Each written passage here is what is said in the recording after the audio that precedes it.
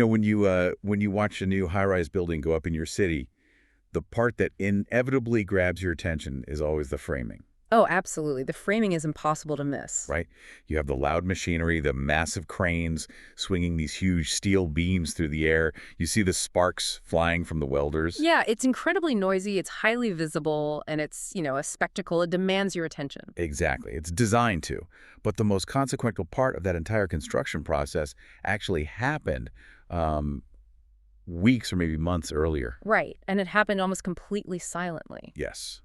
The pouring of the concrete foundation. hmm While everyone is staring up at the cranes today, they totally miss the fact that weeks ago, the cement was quietly poured into the ground. It dried, it hardened. Right. And it locked down a footprint that is incredibly difficult and wildly expensive to ever dig up or change. Yeah, that is an incredibly apt way to visualize what we are looking at today. Because if we look at the political and administrative landscape from the week of August 7th to August 13th, 2026, we are basically looking at a masterclass in pouring concrete. We really are. I mean, this wasn't a week defined by fleeting headlines, or controversial tweets or fiery campaign speeches that just vanish from the news cycle by Monday morning. Right, those are just the sparks falling from the steel beams. Exactly. This was a week defined by institutionalization. The administration basically took temporary policies, temporary military postures, and emergency measures and began actively cementing them. Cementing them into permanent, hard-to-reverse bureaucratic structures. Yes. And if you are just trying to navigate your life right now, if you've got a job, a family, a mortgage, a grocery bill, trying to parse through all that noise is exhausting. It is completely exhausting. You see a headline about a federal injunction or a new agency rule, and it just looks like a massive wall of text. Right, which is why our mission today is to look exclusively at the mechanics. Exactly. We are going to separate the administration's stated intent, the polished press releases, the official agency summaries, from the actual real-world outcomes for you. Because you have to treat those official summaries as exactly what they are, which is advocacy documents. Yeah, every administration, regardless of party, writes their press releases to highlight the benefits and obscure the costs. Always. Our job is to look at the actual gears turning inside the machine. How do these actions actually hit a working class wallet? Right. How do they fundamentally reshape the logistics of your healthcare?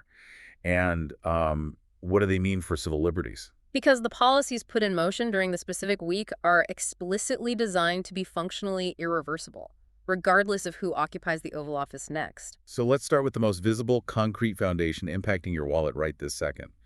The price of gas. Right, the gas pump. Yeah, and how it is directly driven by military commitments on the other side of the planet. So on August 13th, Defense Secretary Pete Hegseth publicly announced something massive. He announced that the United States Navy has the capacity to sustain its blockade of Iranian ports indefinitely. Indefinitely, just by rotating ships in and out of the theater. Yeah, and this announcement came just a day after President Trump stated that the U.S. had, quote, total control of the Strait of Hormuz. And he suggested that the military should just maintain that control going forward. But we need to pause on that word. Indefinitely. Right. In military strategy, indefinitely is a staggeringly heavy word. It really is. Up until this specific announcement, the administration had been utilizing a strategy of maximum pressure. Right. They were alternating between ramping up naval escalation and then predicting that a peace deal with Tehran was imminent. Yeah, the posture was framed as a temporary squeeze to force a negotiation. Yeah. But now the official messaging has abruptly shifted.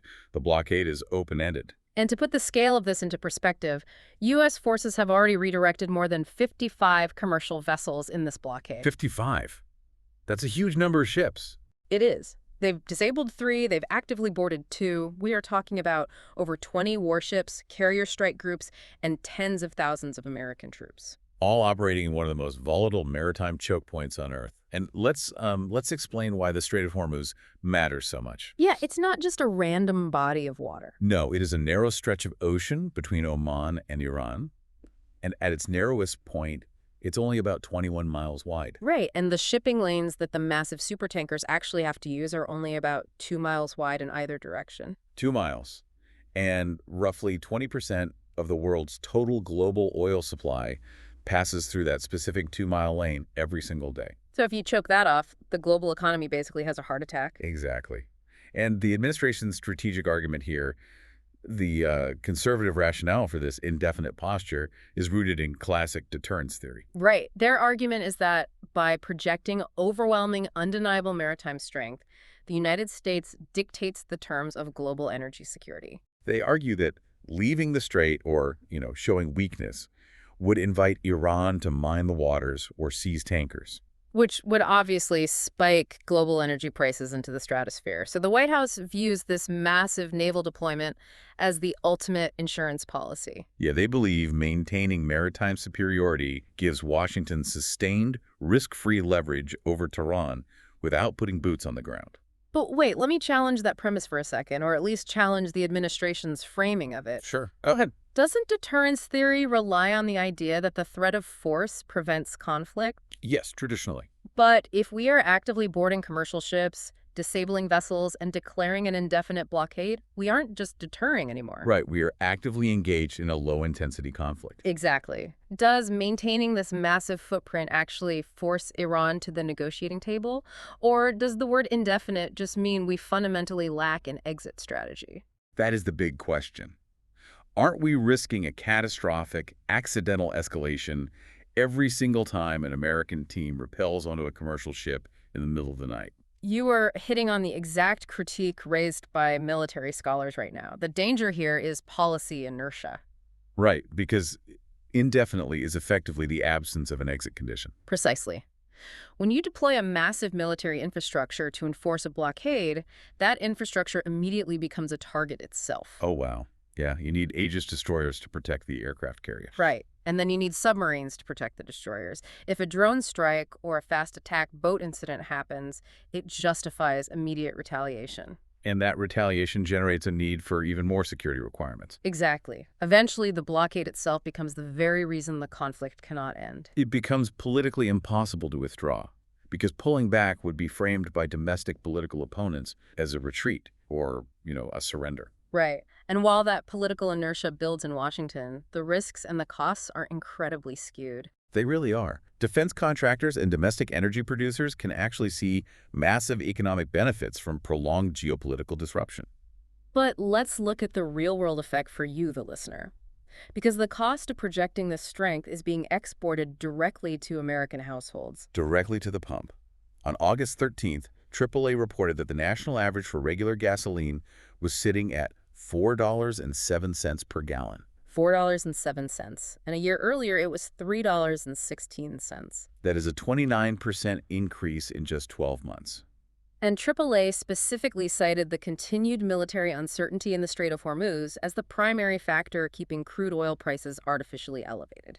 We really need to break down the mechanics of what $4.07 a gallon does to the domestic economy. Yeah, because this acts as a highly regressive tax. And for those who might not know, a regressive tax is one that takes a larger percentage of income from low-income earners than from high-income earners. Right. If you are a corporate executive who works from home 3 days a week and drives an electric car, a 29% jump in the price of crude oil is merely an annoyance. Yeah, you might see a slight dip in your mutual funds, but that's about it. But if you are a shift worker commuting 45 minutes each way to a manufacturing plant. Or an independent contractor driving a truck laden with heavy tools. Exactly. Or a logistics worker running deliveries, that price increase is devastating. It directly eats into your weekly grocery budget. It's an unavoidable, mandatory cost of participating in the economy.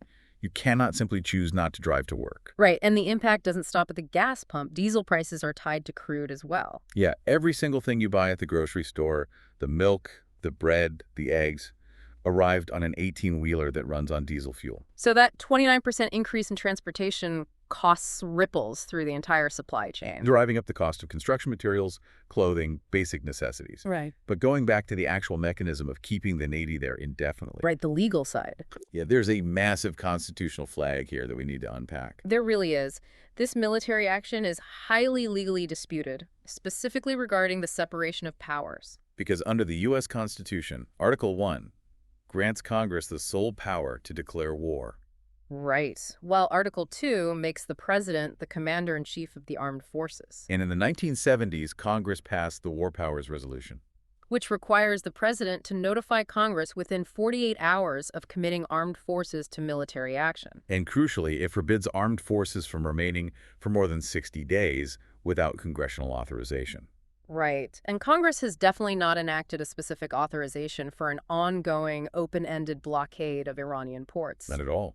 The administration is asserting its Article 2 presidential authority to protect U.S. forces and secure global commerce. They argue that a blockade, heavily reliant on naval presence rather than a ground invasion, falls below the threshold of full-scale war. So they claim it doesn't require congressional approval. However, constitutional scholars strongly argue that the sheer scale of the operation completely crosses the line. Right, the fact that vessels are being actively disabled and boarded, and now the explicit declaration of an indefinite duration. Opponents argue it makes a complete mockery of the war powers resolution.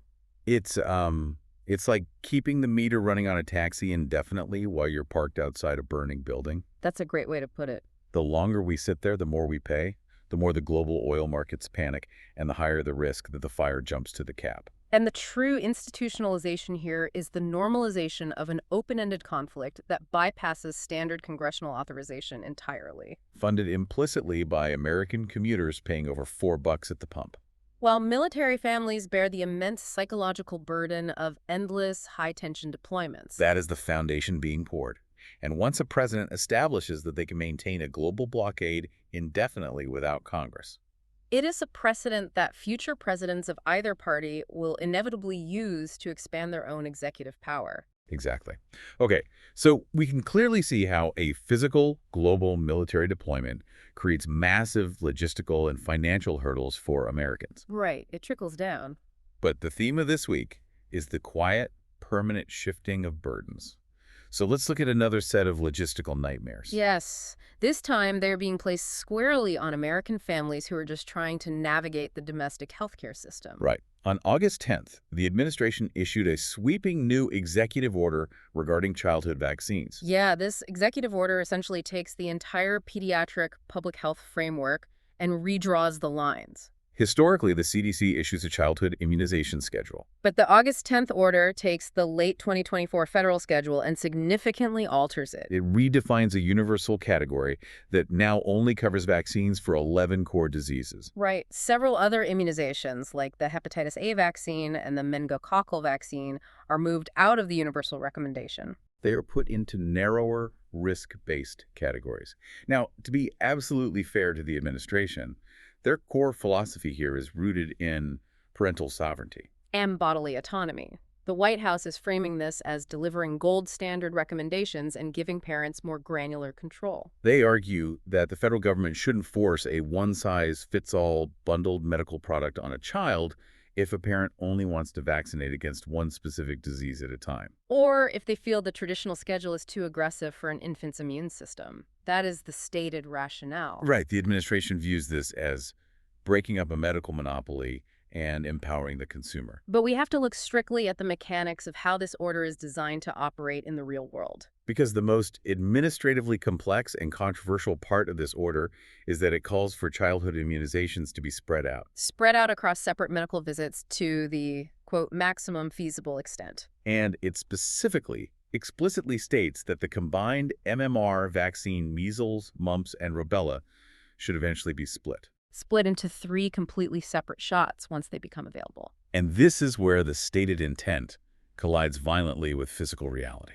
It really does. The administration says, we want to give you the choice to separate these shots. But heavily recommending separate MMR shots right now is like... It's like the government mandating that you submit your taxes on a floppy disk when only USB flash drives are manufactured. Yes. It sounds like a lovely choice, but practically it's an impossible hurdle. Because the supply chain literally does not exist. Separate single-disease measles, mumps, and rubella vaccines have not been available in the United States since 2008. Wait, really? Since 2008? Yes.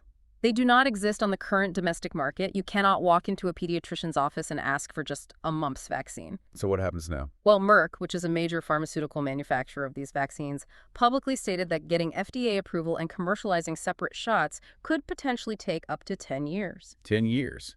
Why does it take a decade to just separate something we already have? Because the FDA approval process for vaccines is incredibly rigorous, and rightly so. You can't just take the combined formula and divide it by 3. Oh, I You see. have to create 3 distinct new formulations, test them for stability, run them through phase 1, phase 2, and phase 3 clinical trials. Just to prove efficacy and safety as standalone products. Exactly. And then build entirely new sterilized manufacturing facilities to produce them at scale. Wow. Furthermore, both Merck and GSK told reporters this week that they know of absolutely no published scientific evidence that supports separating the combination vaccine in the first place. Not from a safety perspective, no. So what does this actually mean for a working-class family right now? Well, the administration says we aren't banning vaccines, they are still available. And that's technically true. The federal Vaccines for Children program still exists. But the real-world impact is the immense, quiet friction this adds to basic medical care. Friction is the ultimate policy weapon, isn't it? It really is. In public health, friction is the point of failure for many families. Because combination vaccines were developed decades ago, specifically to reduce the number of times a parent had to bring a child into a clinic. Every single visit is a logistical hurdle. Right. If federal policy deliberately pushes to separate vaccines across multiple appointments, you are directly taxing a family's time and money. Let's walk through that day-in-the-life scenario. If you are a single mother working as a cashier or a 2-income family working hourly warehouse jobs. Multiple pediatric visits mean taking multiple unpaid days off work. It means arranging extra transportation, pulling your kids out of school more often, which impacts their attendance. And depending on your insurance plan, it means paying a separate $30 or $40 out-of-pocket copay fee for each distinct office visit.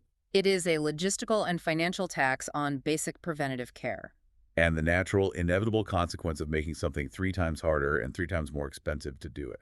Is that fewer people will complete the process. Right. If you have to take 3 separate days off work for 3 separate shots instead of 1, the odds of a child missing a dose skyrocket. And public health officials warn that this friction will inevitably lead to gaps in immunization coverage, Increasing the risk of localized outbreaks of diseases like measles, which is highly contagious. And we must also flag the legal component of this August 10th order, because the federal government doesn't actually mandate school vaccines. Right? States do. Yes. And the executive order directs the Justice Department to actively challenge state vaccine requirements. School vaccine mandates are principally determined by state law, relying on constitutional precedents dating back to 1905. Cases like Jacobson v. Massachusetts, which upheld a state's right to enforce public health measures. So this executive order essentially weaponizes the DOJ to sue states that don't align with the new reduced federal schedule, It moves the battle from federal health recommendations into local state houses and federal courts. which means millions of taxpayer dollars will be spent on federal litigation against state health departments. Exactly. But sticking with healthcare logistics, just 3 days later, on August 13th, we saw another major shift. Yes, the CMS rule. Right. The Centers for Medicare and Medicaid Services finalized a rule banning federal matching funds for specified gender-related treatments. Like surgery and puberty blockers, specifically for Medicaid beneficiaries under 18 and CHIP beneficiaries under 19. Let's clearly define the terms here before we get into the mechanics. Medicaid is the massive federal state insurance program for low-income Americans. And CHIP is the Children's Health Insurance Program. It acts as the safety net sitting right above Medicaid. It's for families that earn just a little too much to qualify for standard Medicaid, but not enough to afford private health insurance on the open market. Got it. So this new rule, set to take effect October 13th, strips federal funding for these specific treatments. Now, the administration is framing this heavily around child protection and fiscal responsibility. Their argument is that these treatments are controversial, legally contested, and that American taxpayers at the federal level should not be forced to subsidize them. They argue they are simply protecting the federal budget and drawing an ethical line on federal spending. That is the political and ethical framing. But again, our mission is to look at the mechanics and the math. Let's look at the actual fiscal argument. CMS itself, in its own regulatory filing, projects that this rule will result in a total savings of $235 million over 10 years. Broken down, that is roughly $138 million in federal savings and $97 million in state savings over a decade. And here's where it gets really interesting. In the context of the federal budget, $138 million over 10 years is roughly $13.8 million a year. Right. The total federal budget is over $6 trillion annually. The Medicaid budget alone is hundreds of billions of dollars. So $13 million a year isn't even a rounding error. It is microscopic. Therefore, we cannot rationally accept the framing that this is a meaningful federal deficit reduction measure. The math simply does not support it. This is purely an ideological and distributional policy implemented through the federal budget process. Precisely. And we have to look at how Medicaid funding actually works to understand the real-world impact. Because Medicaid operates on a matching system called FMAP, right? The Federal Medical Assistance Percentage. Exactly. Depending on the state, the federal government pays anywhere from 50% to roughly 83% of the cost of care, and the state covers the rest. What this CMS rule does is completely zero out that federal match for these specific billing codes for minors. Which means the burden of this policy is entirely 100% concentrated on low-income families. Wealthier families who have employer-sponsored private insurance or the wealth to pay out of pocket are completely unaffected by this rule. A family with the resources to travel out of state or pay cash to a private clinic is totally insulated. This policy specifically and surgically removes access from those who rely on the federal state safety net. And let's look at the second-order effects for the states. Because the federal matching funds are gone, healthcare access for these minors now depends entirely on geography and local state politics. If a state like California or New York wants to continue providing this care to Medicaid recipients, they have to use state-only taxpayer funds to cover the entire cost. The policy essentially shifts the financial burden from Washington directly to local state budgets. And in states that either refuse to fund it ideologically or simply cannot afford to replace those federal funds, a massive access gap opens up. Low-income youth lose access to this care entirely, while their privately insured peers in the exact same state maintain it. Which brings up the substantial legal flag. Major U.S. medical organizations, including the American Academy of Pediatrics, continue to support individualized access to this care. Opponents of the rule argue that the administration is weaponizing Medicaid's general statutory authorities. They argue that Congress designed Medicaid to cover medically necessary care, and that an executive agency cannot unilaterally impose a categorical nationwide medical ban on specific procedures. Especially procedures that Congress never expressly debated or legislated against. Because the rule doesn't take effect until October 13th, the litigation risk is exceptionally high. Federal courts will have to determine if CMS overstepped its legal bounds by using a funding mechanism to act as a de facto legislative ban. Okay, so we're seeing a very clear pattern here. The administration is using federal mechanisms to exert incredibly detailed, granular control over the healthcare logistics and data of lower-income and working-class families. They are intensely interested in what shots your kids are getting and what specific billing codes your doctor is submitting. But I want to pivot now, because the emotional contrast here is staggering. While the government is micromanaging citizen healthcare data, let's look at how they are handling data and surveillance for massive corporations. Let's dive into the August 11th FinCEN rollback. This is a critical, highly complex development regarding corporate transparency that flew completely under the radar for most people. On August 11th, FinCEN, the Financial Crimes Enforcement Network, which is a bureau of the Treasury Department, finalized a new rule. And this rule permanently exempts all U.S. companies and U.S. persons from beneficial ownership reporting under the Corporate Transparency Act framework. Let's break down those terms so everyone is on the same page. The Corporate Transparency Act, or CTA, was a bipartisan law passed a few years ago. And the entire point of it was to pierce the veil of anonymous shell companies, right? Exactly. A beneficial owner is the actual flesh and blood human being who secretly owns, controls, or profits from a company. Even if their name isn't anywhere on the public registration paperwork in states like Delaware or Wyoming? Right.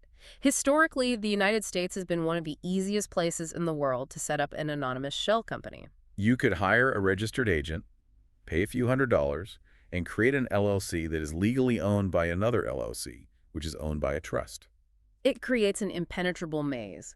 Cartels, human trafficking rings, sanctioned foreign oligarchs, and massive tax evaders use these anonymous domestic shell companies. They use them to buy luxury real estate in Miami, funnel illicit cash into the banking system, and hide their assets from law enforcement. And the CTA required companies to confidentially report their true human owners to FinCEN, creating a secure database for law enforcement to track dirty money. So FinCEN just finalized a rule to completely exempt U.S. companies from having to report this data. Now, let's look at the administration's rationale, because we have to be fair to the genuine concerns of small business owners. Right. The administration is touting this final rule as a massive victory for cutting red tape.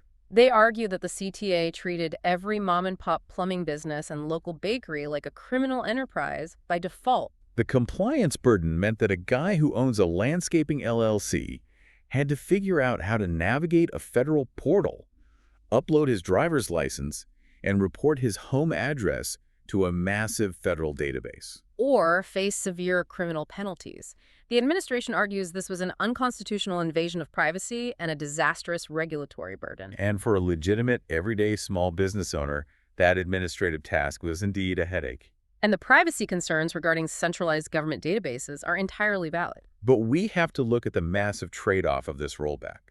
By permanently exempting U.S. companies, you are re-legalizing the primary vehicle used globally for money laundering. But the most shocking part of this August 11th rule isn't just the exemption, it is the data deletion. Yes. This is the part that stopped me in my tracks. FinCEN announced that it will permanently delete previously submitted historical ownership information from these now exempt U.S. persons. Wait, they aren't just pausing the collection of new data. No, they are actively destroying the existing archive. Think about what that actually means. If a future administration in 4 years decides they want to crack down on organized crime, and they reverse this rule, They can only start from that day forward. years of historical ownership snapshots the exact breadcrumbs that federal investigators use to map out complex, multi-year money laundering syndicates will be permanently erased. They are literally burning the files. And that ties perfectly back to your analogy of pouring concrete. By destroying the existing database, you permanently alter the information asymmetry that law enforcement relies on. Because without a centralized FinCEN database, figuring out who actually controls a cartel shell company requires a staggeringly slow process. An FBI agent has to request subpoenas, fight lawyers in court, demand bank records, and comb through tax filings. Often taking years just to identify one owner of one node in a network. So deleting this data creates an incredible, durable shield for illicit financial networks, all under the guise of saving small businesses some paperwork. Okay, so let's summarize the dynamic here. If I am a billionaire oligarch or a cartel boss moving illicit funds through a network of Delaware LLCs, the federal government is actively destroying its own records of my identity. To protect your privacy. Right. Now let's look at the other side of the coin for regular citizens. On August 13th, a defense motion was filed in federal court in Minnesota containing some explosive surveillance allegations. We need to be exceptionally precise with the legal flag here, because this is an active court case. These are allegations made in a defense motion based partly on government discovery documents handed over during a trial. They are not yet proven facts, nor have they been adjudicated as unconstitutional actions by a judge. However, the existence of the filing and the disclosed materials within it are verified public records. Understood. But what the filing alleges is breathtaking. It alleges that Department of Homeland Security undercover personnel actively monitored protest and community organizations. And specifically targeted the financial records of major labor unions, including the SEIU and the CWA. The Service Employees International Union and the Communications Workers of America. These are massive, working-class labor organizations. Representing nurses, public employees, and telecommunications workers. The defense in this case is alleging unconstitutional surveillance, selective prosecution, and improper political motives by DHS in targeting the financial mechanics of organized labor. So if you're hearing this and thinking, wait, my union dues could trigger a DHS audit, you are seeing the exact double standard of this week. If you own a massive anonymous corporate entity, the state deliberately blinds itself to your financial structures to protect you from red tape. But if you are a working-class American who joins a labor union to collectively bargain for fair wages and safer working conditions, there are now verified court documents alleging the Department of Homeland Security might be secretly pulling your union's financial records using undercover personnel. this raises a profound question about how institutional power and information asymmetry empower certain groups over others. When the state systematically dismantles corporate financial surveillance, while simultaneously allegedly turning its vast national security apparatus toward domestic labor organizations, It creates a massive structural imbalance. It suggests the policy environment where corporate capital is afforded absolute, unquestioned privacy. But organized working-class labor is viewed as a potential security threat warranting undercover monitoring. It is a stunning contrast. And following this thread of government surveillance and the boundaries of executive overreach, I want to move to two critical areas where the executive branch is attempting to bypass traditional legal frameworks entirely. Voting logistics and cyber warfare. Let's start with the battle over the mail-in ballot. On August 11th and 12th, we saw a major litigation development regarding election logistics.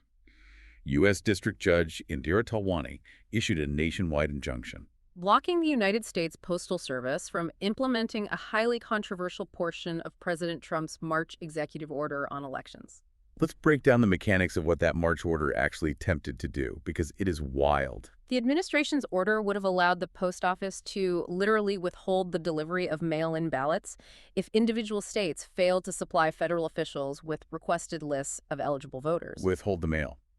The administration's rationale for this order was election integrity. They argued that states have bloated, inaccurate voter rolls filled with people who have moved or died. By demanding that states hand over their voter data to the federal government for verification, the White House claimed it was preventing mass voter fraud. The mechanism of enforcement was using the USPS as leverage. Comply with the federal audit, or your state's ballots don't get delivered. But the United States Postal Service is supposed to be an apolitical logistics agency. The idea of using mail delivery as leverage against a state government is unprecedented. Which is exactly why Judge Talwani issued the injunction. Her ruling expanded a previous injunction that only covered 23 states, making it a nationwide constraint. Her legal reasoning was straightforward and rooted in constitutional federalism. The executive branch simply lacks the constitutional and statutory authority to regulate state elections in this coercive manner without an explicit act of Congress. Under the Constitution, election administration, voter registration, and the maintenance of voter rolls are fundamentally state responsibilities. A president cannot unilaterally hijack the mail system to force states to change their election laws. The Department of Justice immediately appealed this, asking the Supreme Court to intervene on its shadow docket and lift the restriction before the upcoming elections. And for those who don't know, the shadow docket refers to emergency orders and summary decisions issued by the Supreme Court outside of their normal, fully briefed, publicly argued docket. It's where incredibly consequential decisions are made quickly and quietly. And the core legal dispute heading to the Supreme Court here is about executive power and precedent. Who has the authority to impose these mechanisms? And we need to focus on why you, the listener, should care about this. Because mail-in voting isn't just a political talking point on cable news. It is an absolute lifeline.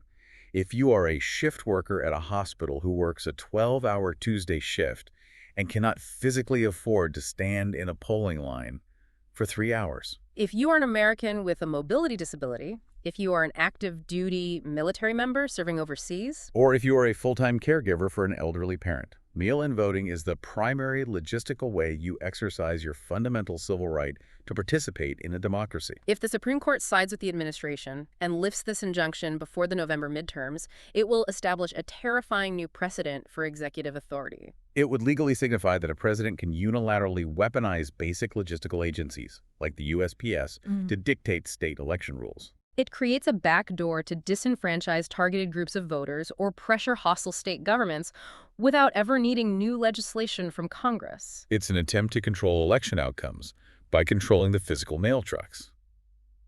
Now, speaking of outsourcing and expanding state power, let's look at the cyber hack back memo from August 12th. This is a story that sounds like it was ripped straight out of a dystopian sci-fi novel, but it is entirely real. This presidential memorandum creates a formal mechanism for vetted, private U.S. tech companies to conduct offensive cyber operations against foreign criminal organizations. All under federal supervision. And we need to be very clear, we aren't just talking about passive monitoring or building better firewalls. The memo explicitly defines cyber effects to include the manipulation, disruption, denial, degradation, or outright destruction of foreign information systems. So we are talking about allowing a private corporation in Silicon Valley to launch a DDoS attack or write a virus to physically brick the servers of a hacker group in Eastern Europe. Let's look at the administration's strongest argument here, which is about speed and capacity. Traditional federal law enforcement is incredibly slow. If a Russian ransomware gang hacks a U.S. hospital, encrypts all patient data, and demands $5 million in Bitcoin. The FBI has to open a case, get warrants, coordinate with international partners, and build a profile. It takes months. Meanwhile, the hackers operate at lightning speed. The White House argues that the U.S. government is too bureaucratic to fight this effectively. So we need to unleash the raw talent of private American tech companies to fight back at the speed of the internet. And from a purely tactical standpoint, private cybersecurity firms do possess incredibly advanced offensive capabilities. However, the structural geopolitical danger here is profound. The United States is essentially outsourcing the state's monopoly on the use of force to private corporate contractors. While the memo mandates that these operations must be federally approved, operate under specific DOJ and DHS contracts, and include safeguards for U.S. persons, the implications of offensive cyber destruction are massive. This sounds exactly like issuing letters of marque to privateers in the 18th century. Back then, the government gave private ship captains a license to act as corporate pirates. And sink enemy galleons for profit. We're doing the same thing, just licensing corporate digital pirates to go sink servers. But I have to ask the obvious question. What happens when a private company who is motivated by profit or a contract bonus or just moving too fast makes an attribution error? What happens if they think they are deploying a payload to destroy the servers of a ransomware gang in St. Petersburg? But they don't realize the hackers secretly routed their traffic through the power grid of an allied nation's hospital in Paris. And the private U.S. company accidentally shuts off the power to a French ICU. Who is legally accountable? Is it an act of war by the United States? That is the exact nightmare scenario that international cybersecurity experts and diplomats lose sleep over. Attribution in cyberspace, knowing with 100% certainty who is actually behind a keyboard, is notoriously difficult. Hackers constantly spoof IP addresses and hijack innocent infrastructure to hide their tracks. Furthermore, many criminal ransomware gangs have covert, deniable ties to foreign intelligence services, like the Russian FSB or Chinese state security. If a private American contractor causes collateral damage to innocent infrastructure or attacks a target that is actually a sovereign intelligence asset, a private company's actions could instantly trigger international nation-state retaliation against the United States. It completely blurs the line between a corporate IT defense action and a formal act of cyber warfare. If this framework is implemented aggressively, it could easily become one of the most consequential and dangerous policy changes of the decade. The key checkpoint will be watching the formal operating procedures that the memo mandates be drafted in 60 days. Okay, let's pull our focus back to the domestic economy. We looked at policies requiring complex legal maneuvers, intense court battles, constitutional gray areas, and covert cyber warfare. But this week, the administration also engaged in raw economic brute force that will directly impact prices. Let's talk about the economic ripple effects of tariffs and tonnage. Starting with the August 13th drone tariffs. On August 13th, the president imposed massive Section 232 tariffs on imported drones. Specifically, we are talking about a 25% tariff on smaller, commercial imported drones and a staggering 100% tariff on larger or national security-sensitive systems. Most of these tariffs take effect in just 21 days. Let's define a Section 232 tariff because it's a specific legal tool. Under the Trade Expansion Act of 1962, Section 232 allows the president to impose tariffs without congressional approval if the Department of Commerce determines that a specific import poses a threat to national security. The White House claims this massive tax is absolutely necessary to protect U.S. airspace, reduce our critical dependence on foreign suppliers, specifically Chinese companies like DJI, which dominate the global market, and force a boost in domestic manufacturing. And on a macro geopolitical level, you can certainly understand the administration's desire to have a robust, secure domestic drone industry that isn't reliant on a foreign adversary's supply chain. The national security argument regarding data privacy and supply chain resilience is very strong. But again, we must cut through the political framing and look at the actual economic mechanics of who pays the bill in practice. The tariff is not paid by the foreign country. A tariff is a tax paid at the U.S. border by the American importer, and that cost is then passed directly to the final consumer. The fundamental problem here is that a robust, competitively priced domestic alternative simply does not exist at scale right now. You cannot spin up a massive, highly complex domestic supply chain for sensors, gimbals, and microchips in 21 days. It takes years and billions of dollars in capital investment to build. Right. So until that domestic industry magically materializes, American buyers are simply going to pay a massive premium. And who are these buyers? It's Yeah. not just kids flying toys in the park. Drones are critical industrial tools. It's the local agricultural worker using a drone to survey crop yields and manage irrigation. It's a regional construction company doing roof inspections safely. And crucially, it impacts public safety. Exactly. If you are a local county search and rescue team, your budget for finding lost hikers just effectively got cut in half because the federal government decided to double the cost of the thermal drone you need to do your job. All of these working-class businesses, farmers, and municipal safety departments will now pay up to double for the exact same tools they rely on. Straining local budgets and ultimately raising costs for the services they provide to the community. It is an immediate, localized economic shock meant to spur long-term macro-industrial changes. But the short-term reality is severe inflation and a highly specialized, vital sector of the economy. And speaking of massive industrial changes, we have to look at the naval memorandum that was also issued on August 13th. Ah, yes, the great steam catapult story. Yeah. If you looked at mainstream media headlines this week, the narrative was almost universally mocking. The headlines claimed that Trump ordered the Navy to immediately rip out its multi-billion-dollar cutting-edge electromagnetic catapults from our newest aircraft carriers and replace them with old-school steam systems. Which is a classic example of the media overreacting to political framing rather than actually reading the primary document. Let's explain the difference first. For decades, aircraft carriers use steam catapults to launch fighter jets. They generate massive amounts of steam from the ship's nuclear reactors, build up pressure, and use pistons to violently fling a multi-ton jet off the short deck. The new system is called EMALS, the Electromagnetic Aircraft Launch System. It uses massive, linear induction motors, essentially electromagnets, to launch the jets. EMALS is vastly superior on paper. It's smoother, it reduces wear and tear on the airframes, it requires less fresh water, and it can be calibrated via software to launch lighter drones or heavier bombers. But the first ship to use it, the USS Gerald R. Ford, experienced years of catastrophic delays and technical bugs trying to get it to work. Exactly. The administration's argument is that EMALS is an overly complex, incredibly expensive boondoggle, and that the Navy should return to proven, reliable steam technology.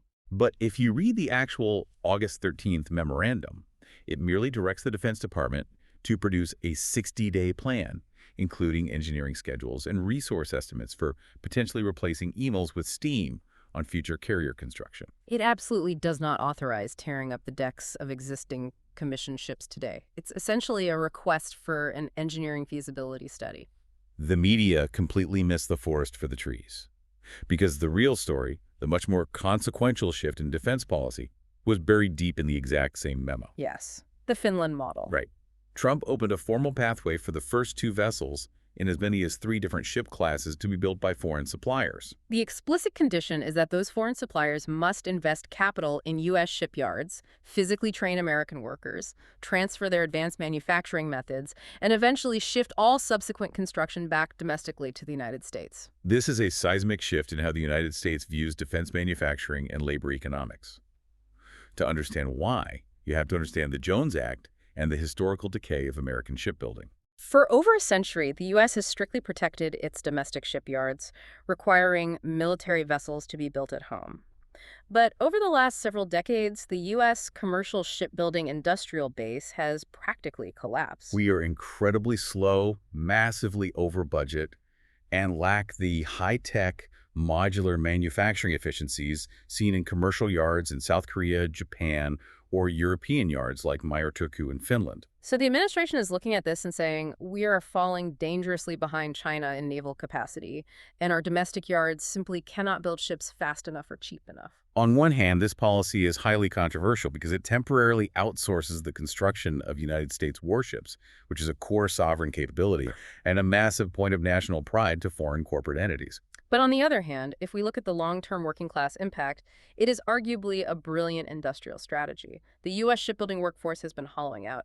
By forcing world-class foreign experts to come in, invest their own capital, and physically train American union pipe fitters, welders, and engineers in modern, efficient shipbuilding techniques, it has the potential to fundamentally revitalize the industry. It aims to restore high-skill, high-wage labor dignity for the American working class. It is strategically trading short-term outsourcing for long-term industrial capacity building. It acknowledges a painful truth. The domestic industrial base currently lacks the capacity required to compete, and it uses foreign leverage to rebuild the American workforce's skills. It is a profoundly complex policy that bridges national security, global trade, and domestic labor economics in a way we haven't seen in decades. Exactly. And it is a perfect example of a policy that doesn't generate loud, angry tweets, but will fundamentally reshape the industrial capacity of the nation for the next 50 years. So let's pull all these threads together for you. We started this hour by talking about pouring concrete. We talked about how the true measure of a presidency isn't the loud, sparks-flying spectacles that dominate the evening news cycle. A fiery speech fades from memory by the weekend. But this week, August 7th through the 13th, was an absolute masterclass in embedding policy so deeply into the foundation of the government that it becomes almost impossible to extract. When you look at the through line of these actions, whether you agree with the administration's rationales or vehemently oppose them, the real-world impact consistently lands on the logistics and the wallets of the working class. The foundation has been set. It is the commuter who will be paying $4.07 at the pump to fund an indefinite military deployment without a clear exit strategy. It is the working-class parent who will inevitably lose wages and pay extra copay fees trying to schedule 3 separate pediatric appointments for a vaccine that currently doesn't even exist on the market. It is a low-income family losing access to specific medical care due to defunded state matches, while wealthier families remain untouched. And it is the shift worker whose fundamental logistical ability to cast a mail-in ballot is currently hanging in the balance of a Supreme Court emergency docket. And while those massive burdens and frictions are placed on everyday citizens, corporate entities are quietly having their historical transparency data permanently deleted from federal databases. And private tech companies are being handed the highly classified keys to conduct offensive cyber warfare globally. The institutional gravity created in just these 7 days is immense. Altered federal healthcare funding rules, deleted law enforcement databases, new cyber operational structures, massive industrial tariffs, and open-ended military commitments create a legacy that will easily outlast the immediate politics that produced it. Which leaves you with a final concept to mull over regarding the true nature of institutional power. We are culturally conditioned to react to the loudest noises in politics, the viral clips, the rallies, the outrage. But the most consequential actions of your government are almost always the quietest ones. They are the dense bureaucratic rule changes, the database deletions, the subtle shifts in administrative burden, the unglamorous engineering studies. The next time you find yourself distracted by the swinging crane and the loud machinery of political theater, ask yourself, who is quietly pouring the concrete while you aren't looking, and what kind of permanent foundation are they locking you into?